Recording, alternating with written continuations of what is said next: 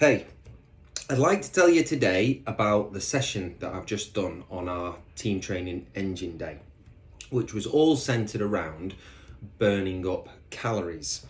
So what I worked out, as near as damn it, a pint and a half of lager or 5 glasses of Prosecco, I think we worked it out. Some of this is aimed at the men, some is aimed at the women, was 375 calories. And the session was about burning these 375 calories in a session, okay? Now, when we fed the calorie data into the Concept 2 machines, I got the guys to warm up by burning 10 calories at a slow pace and then 10 calories at a faster pace.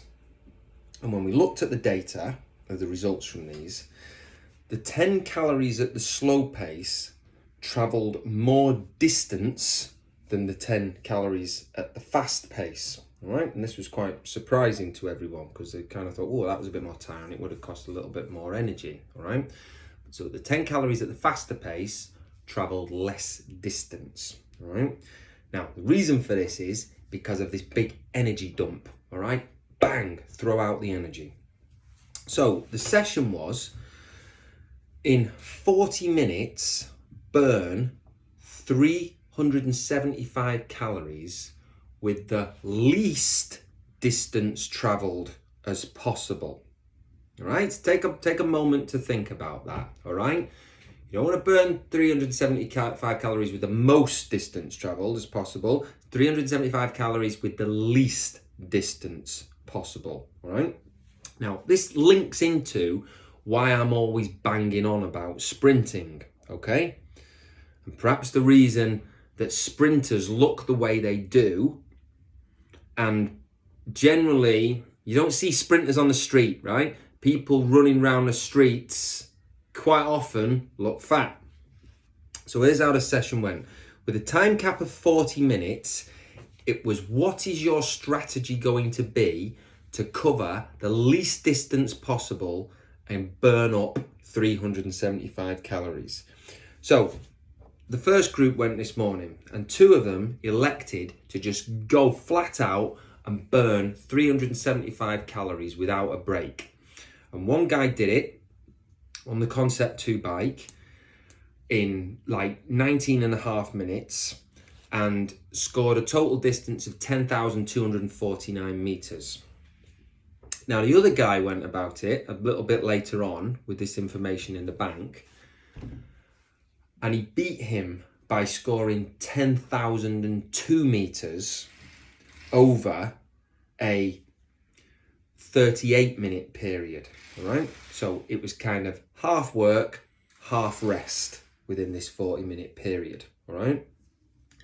So the guy who burnt the calories over the less, they both burnt the same amount of calories, but one burnt them over 10,002 meters and the other one burnt them over 10,249 meters. So the guy that did them in the 10,002 meters spent less time moving than the guy who did the longer distance, okay? So where this is all getting round to is, many of us, as I keep talking about, don't like jogging, running, going on the cross trainer, going on the rowing machine, going on the spin bike for this length of time. And one of the reasons is because it's freaking boring, right? If you are purely focused on achieving a distance and or achieving a calorie burn, all right? There's no fun, there's no strategy, there's no game that's implemented along the way. Where what we had here then is that the man that achieved the less distance and spent the less time working out still burnt as many calories. We could have got him to achieve the same distance and he would have burnt more calories, all right? So what we're about, as it always comes back to, is working hard, right?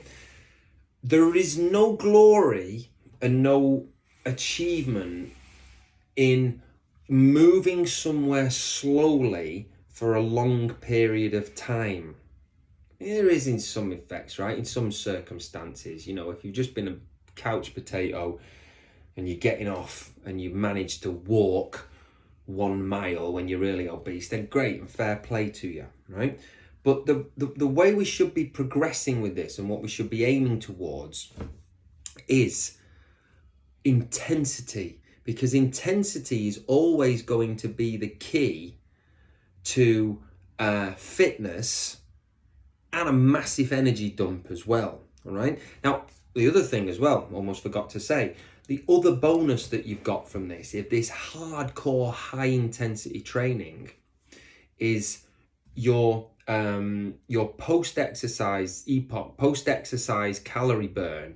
Your metabolic rate is churned so high afterwards that they're going home from this session still burning out energy as the body is trying to reclaim back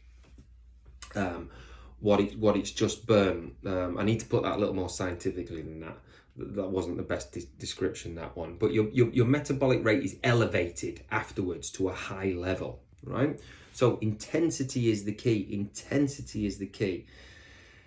You know, what we also found is that there were a couple of people that did that in this session in the 40-minute time cap didn't manage to complete it. They didn't manage to burn 1.5 pints worth of lager in the 40-minute time period. So this really blows out this joke that we have of I'll burn it off at the gym the next day.